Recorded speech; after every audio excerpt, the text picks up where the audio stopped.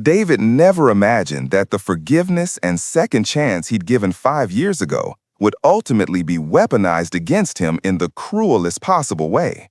At 30, this devoted husband discovered that his 27-year-old wife's recent behavior wasn't just about ending their marriage. It was about inflicting maximum emotional damage through public humiliation and psychological manipulation that would leave scars long after their divorce was finalized. The foundation of David and his wife Sarah's relationship crisis had been established 5 years earlier, at the very beginning of what should have been their honeymoon period. Sarah had cheated on David with a man who would become a recurring source of pain and conflict throughout their entire relationship, creating a wound that never truly healed despite David's efforts to forgive and move forward. When Sarah's infidelity was first discovered 5 years ago, David faced the classic dilemma that confronts all betrayed partners, whether to end the relationship immediately or attempt to rebuild trust and work through the betrayal. David chose forgiveness, a decision that demonstrated both his love for Sarah and his belief in the possibility of redemption and growth within relationships. However, David's forgiveness came with reasonable conditions designed to protect their relationship and his emotional well-being. He asked Sarah to remove her affair partner from her social group out of respect for their relationship and as a demonstration of her commitment to rebuilding trust. This request was entirely reasonable and represented a basic boundary that most couples would consider non-negotiable after infidelity. Sarah's response to this boundary request revealed the first signs of the character issues that would ultimately destroy their marriage. Rather than immediately agreeing to this reasonable condition, Sarah fought against it, showing resistance to making the sacrifices necessary for affair recovery. Her reluctance to cut contact with her affair partner demonstrated that her priorities were divided between her relationship with David and her desire to maintain access to the man who had helped her betray him. Eventually, Sarah did agree to remove her affair partner from her social circle, but her initial resistance should have been a red flag, indicating that her commitment to affair recovery was superficial rather than genuine. True remorse and commitment to rebuilding trust would have made cutting contact with an affair partner an obvious and immediate choice rather than something to argue about. For several years, this boundary seemed to hold, and David and Sarah built what appeared to be a stable marriage. David believed that they had successfully worked through the infidelity and that Sarah's affair was truly in the past. He invested emotionally and practically in their relationship, giving Sarah the stars and the moon over their 5 years of marriage, as he later described it. Have you ever forgiven a major betrayal only to have it happen again years later? How do you handle the realization that your forgiveness and trust were taken advantage of? The resurgence of the affair partner in their lives began in December, when Sarah made a decision that would ultimately destroy their marriage. She re-added her former affair partner to her social media and social circle, breaking the boundary that had been established as a condition of David's forgiveness 5 years earlier. When confronted about this boundary violation, Sarah's response was dismissive and showed no genuine understanding of the pain she was causing. She offered only a hollow apology. "I'm sorry this makes you feel bad." This response revealed that Sarah viewed David's pain as an unfortunate side effect rather than a legitimate concern that deserved serious consideration and action. The phrasing, "this makes you feel bad," was particularly telling because it suggested that Sarah saw David's reaction as an overreaction or emotional problem rather than a natural response to her betrayal of their established boundaries. This kind of minimization is common among people who are unwilling to take full responsibility for their actions and their impact on others.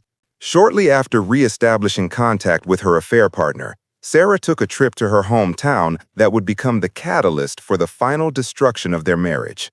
What should have been a routine visit to family became an opportunity for Sarah to engage in secretive and deceptive behavior that would shatter what remained of David's trust. During this hometown visit, Sarah went AWOL, spending nights away from her in-laws' house without providing adequate explanations for her whereabouts.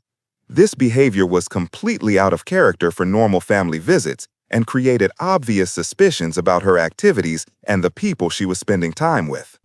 When Sarah returned from these mysterious absences, she provided elaborate excuses that David found unconvincing. The complexity and detail of these explanations, combined with their implausible nature, suggested that Sarah had prepared these stories in advance to cover up activities she knew David would find unacceptable. David's decision to confront Sarah about her suspicious behavior during the hometown visit demonstrated his growing awareness that their relationship was in serious trouble. Rather than accepting her elaborate excuses, he pressed for honest answers about her activities and whereabouts, forcing Sarah to face the consequences of her deceptive behavior. How do you know when elaborate explanations from your partner are actually lies? What are the signs that someone is covering up behavior they know is wrong? Sarah's response to David's confrontation was both shocking and revealing of her true character. Rather than attempting to explain her behavior, provide reassurance, or work through David's concerns, she ended their relationship via text message. This method of ending a 5-year marriage demonstrated a level of cowardice and disrespect that was breathtaking in its callousness. Ending a marriage by text message is one of the most disrespectful and hurtful ways to terminate a relationship, especially one that had lasted 5 years and survived previous challenges. This choice revealed Sarah's complete lack of regard for David's feelings and her inability to handle difficult conversations with maturity and respect. The text message breakup also suggested that Sarah had been planning this outcome and was perhaps looking for an excuse to end the marriage so she could pursue her relationship with her affair partner without the complications of being married. David's confrontation simply provided her with the opportunity she had been seeking. After ending the marriage by text, Sarah returned home and announced her intention to move out. However, her actions didn't match her words. It took her 2 months to actually follow through on moving out, creating a prolonged period of uncertainty and emotional torture for David. This extended timeline between announcing her intention to leave and actually leaving was particularly cruel because it kept David in a state of emotional limbo. He couldn't begin truly healing or moving forward because Sarah's presence in their shared space maintained false hope and prevented the clean break that both of them needed. The fact that David ended up helping Sarah move out despite her treatment of him demonstrated his fundamental decency and emotional maturity. Even after being betrayed and abandoned, David was willing to provide practical assistance to make the separation process smoother, showing a level of grace that Sarah clearly didn't deserve.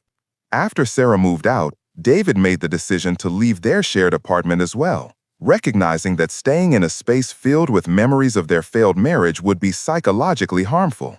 This decision showed emotional intelligence and self-care that would be crucial for his healing process. The 3 weeks of separation that followed should have been a period for both David and Sarah to process the end of their marriage privately and begin the difficult work of moving forward with their lives. For David, this period represented an opportunity to heal from years of betrayal and manipulation. However, Sarah had other plans.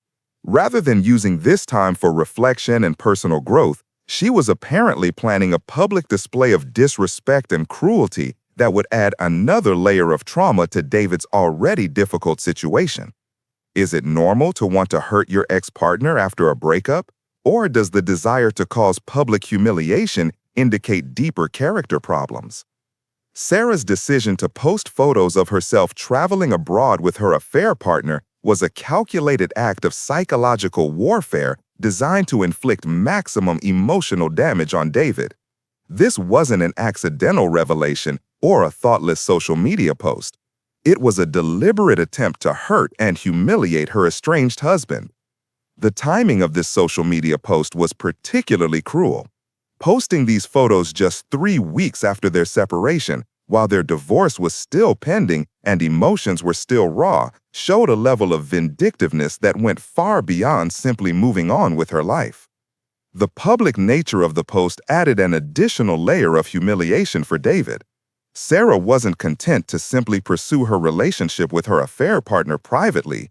She wanted to ensure that David, their friends, family, and social networks all witnessed her betrayal and his humiliation.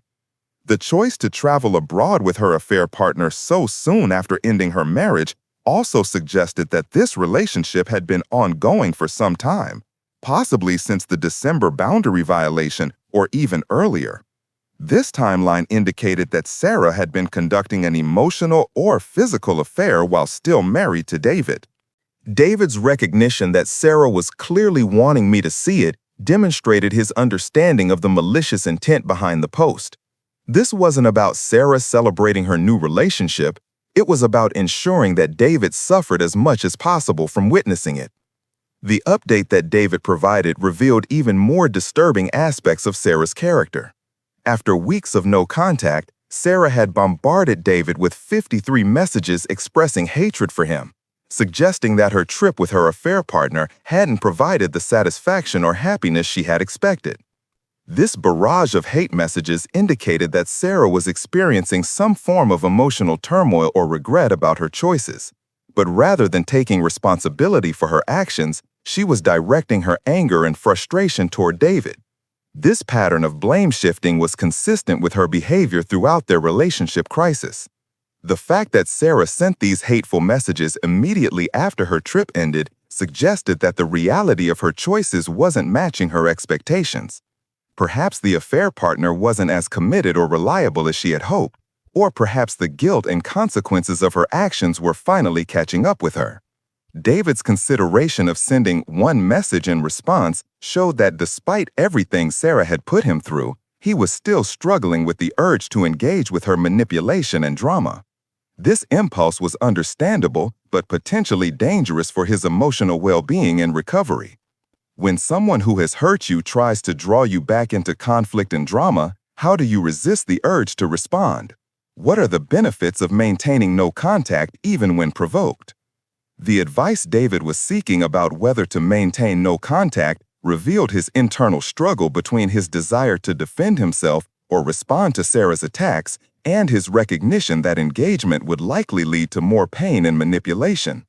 This struggle is common among people dealing with manipulative ex-partners.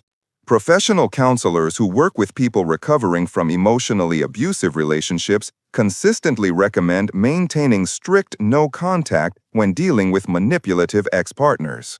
Responding to provocations, even with well-intended messages, typically escalates conflict and provides the manipulative person with the attention and emotional reaction they're seeking. Sarah's pattern of behavior, from the original infidelity to the boundary violations to the public humiliation to the hate messages, painted a clear picture of someone with significant character and empathy deficits.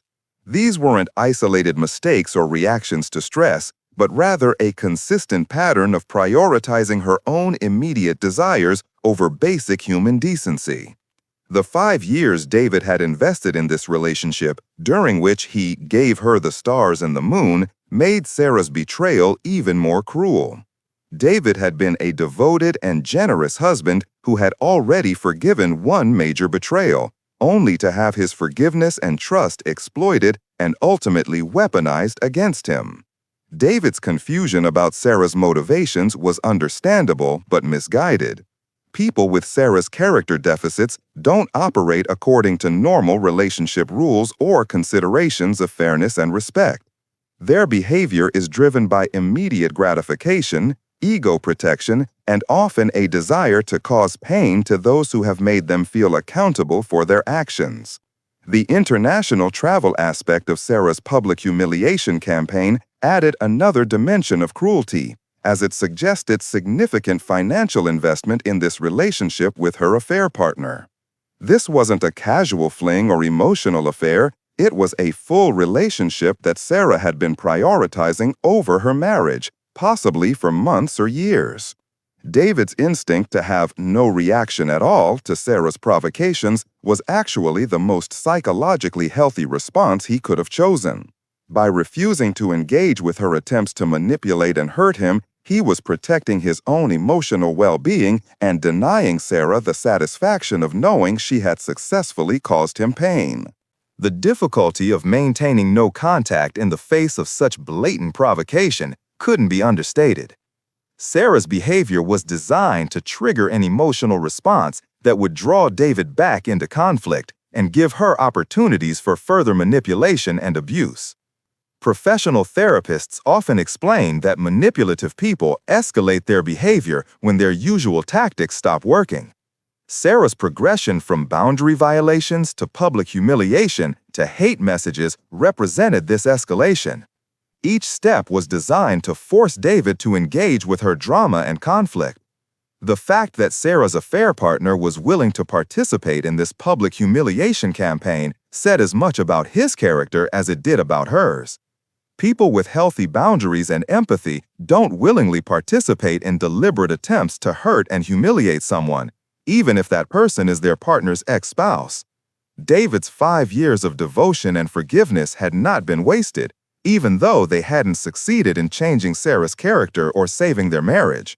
His capacity for love, forgiveness, and commitment were valuable qualities that would serve him well in future relationships with people who deserved and appreciated them. The divorce proceedings that lay ahead would likely involve additional attempts by Sarah to manipulate and hurt David, given her demonstrated pattern of behavior. Preparing for these challenges by maintaining strict boundaries and working with professionals who understood manipulative behavior would be crucial for David's well-being. The social media aspect of modern relationships added new dimensions to post-breakup harassment and manipulation that previous generations didn't have to navigate. Sarah's ability to broadcast her cruelty to their entire social network was a form of psychological warfare that required specific strategies to counter and heal from. David's story served as a reminder that forgiveness and second chances, while admirable qualities, should not be extended to people who consistently demonstrate that they will exploit rather than appreciate them. Some people simply lack the character necessary for healthy, respectful relationships. The international travel photos that Sarah posted were not just about flaunting her new relationship. They were about demonstrating to David that she had chosen someone else over him and was willing to invest significant time, money, and emotional energy in that choice. This message was designed to make David feel replaced and discarded. The 53 hate messages that followed suggested that Sarah's attempt to find happiness and satisfaction through hurting David had backfired.